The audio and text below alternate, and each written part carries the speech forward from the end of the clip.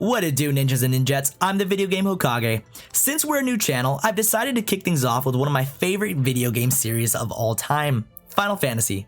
Please don't drag me for this. I've always been a big fan, but I've never gotten a chance to play all of them. So I decided I'm going to make a video on each game doing a storyline breakdown and critique. And at the end of our series, we'll decide which Final Fantasy was the best one, or at least one of my personal favorite. Well, here we are kicking off our Final Fantasy series with number 3. Unfortunately for us, Steam only offered 3 through 15 and not the first two. Final Fantasy 3 was originally created in 1990, but we'll be doing the 2006 DS remake. Apology to all the Famicom fans out there. To start the story off, we're met with a short description of what is happening. Light and dark, yin and yang, a balance that has been interrupted as darkness begins to engulf the light. As Light's last hope to survive, they choose 4 warriors of light to combat the ever so increasingly growing darkness. Isn't it nice not to be swinging in the dark or knowing it's not the wrong hole? Speaking of holes, that's how our story begins, with our main protagonist Luneth falling down one after an earthquake. He runs into fiends, which is apparently new to him. I thought it was weird because in every other Final Fantasy game, fiends are so normalized. Fiends are the equivalent to seeing a car on the road. Anyways, right out of the gates, we find our protagonist is an orphan. Big surprise. Aren't all superheroes and main characters orphans? I mean, Batman was. Then we meet Ark, the biggest pussy around. Dude got a small schmeckle, but tries to prove that he's got the biggest schlong dong around by going to Quesos, which is apparently inhabited by ghosts. We meet a dope ghost named Cid, probably the same Cid in every Final Fantasy, who gives us a sick-ass airship. That's when we meet the dysfunctional Rifia, the daughter of Tanaka, a blacksmith who forges mithril rings. Mithril rings are the only thing that can defeat the genie and lift the ghost curse put on the people of Quesos and Sasune. We find ourselves at the kingdom of Sasune, where we are introduced to the knight Ignis, who's trying to clap the Princess Sarah's cheeks, the very same princess he swore to protect. The T. And spoiler alert, he eventually does. With our dysfunctional party together, we go and defeat the genie, ultimately lifting the curse.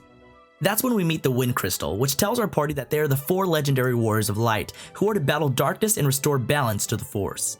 Your typical storyline of light and darkness, the only thing I found it interesting was that when they mentioned that 1,000 years ago, light was engulfing darkness, and the 4 warriors of darkness had to stop the light, which is a cool idea compared to your typical light versus darkness scenario. Anyways, we go around restoring the light back to the 4 different crystals to restore time back to the surface world, where time was stopped by Lord Xande. He was one of the 3 legendary Sannin under the great Hokage Noah.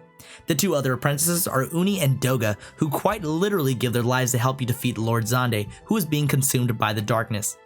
And honestly, I don't blame him because he kinda got screwed by Noah for a shitty gift of mortality, while Doga got the badass gift of magic, and Uni the protector of dreams. So on your way to beat Lord Xande, you kick the crap out of a turtle, a genie, a rat, Medusa, a jazz piece of shit Gutsuko who turns into a dragon. I hate this guy. I fucking hate him! We also got a skeleton named Hein the Kraken, the golden member from Austin Powers, a big ass bird, and even the 2 legendary Sannin, Doga and Uni. Everybody gets a piece of the champ, including Xande and the Cloud of Darkness, which is the true villain trying to completely eradicate light. Obviously, the 4 warriors of light stop she, he, they, them, not trying to assume any genders. It is 2020 after all. Well, time to get to the good stuff. Time for our critiques. The soundtracks of Final Fantasy is always one of my favorite things about the games. Final Fantasy III's music selection, however, was short and a little underwhelming. I'll never forget the victory music. Come on, let me hear that shit. Ba, ba, ba, ba, ba, ba, ba, ba, ba, ba. The one thing I am looking forward to the most in the Final Fantasy series is the development of the music and their soundtracks. Final Fantasy III probably had one of my favorite uses of the job system. It offered different ways to defeat enemies, which helps you from being bored. However, you almost always needed to have a white mage, or beating a boss was nearly impossible, so that did feel a little limiting. Overall, I felt a lack of character development and found it hard to form a connection with characters. It could have been due to the fact that there's no sound or voice animations, but I feel the main reason is due to the forgettable dialogue the writers just slapped across the screen. The only time I felt something was when Uni and Doga gave up their lives to create the key to Eureka. They even attacked the Warriors of Light because they were refusing to take their life. That's just deep, bro. There were some laughable moments created by the characters, but it just overall felt like a quick glimpse in the timeline of the game. Turn-based combat systems are usually a hit or miss. I personally don't have a problem with them, and it usually comes down to personal preference. If you like turn-based games, then you're going to enjoy the experience a little bit more, and if you're not a fan, it'll be like scraping a cheese grater against your forehead. Random encounters is straight AIDS in this game, and I think random encounters happen a little too frequently. It's like Video Game Donkey said, and quote, "Whoever invented random encounters should be pushed into a pit of spikes and shot with a bazooka," end quote. And I'm actually gonna agree with him for this specific game. Too many times did I finish a fight and literally 2 steps later, another fight takes place. I think random encounters should be a little less frequent, although I understand that the game was created in 1990, and I'm sure a lot of people are okay with this due to the fact that you're going to need all the XP to beat bosses anyways, and I agree with that. If random encounters happened less and you were trying to grind out XP, you'd be running around in circles too often. A lot of people might question, then why even play the game in the first place, considering it consists of nothing but random encounters? And that's because, like most people who play this game, we want to see the next part of the story via a cutscene. Those tiny parts in Final Fantasy is what drives the player to grind out a few more XP in hopes of seeing what comes after the next boss. Speaking of bosses, I don't think I've ever had to refight the same boss so many times. I consistently found myself needing to grind out XP, which was fun at first, but then it gets irritating and boring. The good thing about Final Fantasy III is that you never have to miss fighting a specific boss, because you're going to have to fight that same boss at least 10 times a piece. I wish I was joking. It got to the point where the runaway feature became my best friend. I've never had to use the runaway feature so much in my entire Final Fantasy career before.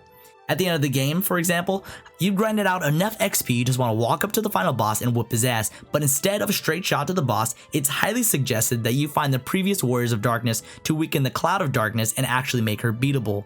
You really have no choice in considering that the last time you faced her, she obliterated you with one shot. Now, I didn't have my characters at level 99 each, nor did I plan to, so if you're a sensible person like me and have a gun to your head, and you don't want to run the risk of starting over, you take any handicap you can get. To find these Warriors of Darkness, to weaken the Cloud of Darkness to a beatable state, you have to go through every previous boss you fought before, and I mean every previous boss. Multiple times, to get to the Warriors of Darkness. After the first 15 times of fighting the same boss, you just go nope and you nope the fuck out of there. You just keep noping until you find yourselves at the footstep of the Cloud of Darkness. Final Fantasy III is like the Dark Souls of Final Fantasy. There is no save option at the end of the game, and you just have to sort of big balls it with the risk of starting over again. This is kind of nuts because not only do you have to face the main boss at the end, but every random encounter is with a previous boss that has the power to send you right back to the main menu, all without a chance to save. All in all, I give it a 2.5 out of 5. I hope you guys enjoyed the video. If you did, give it a thumbs up and drop a comment. If you didn't, give it a thumbs up anyways. Please share with your guys' friends. As a new YouTube channel, I count on you guys to help me get people to see my videos. Don't forget to subscribe and click the notification bell so that way you guys can join me on the rest of our journey through the Final Fantasy series and our ultimate goal of becoming the video game Hokage. Peace and love and stay safe.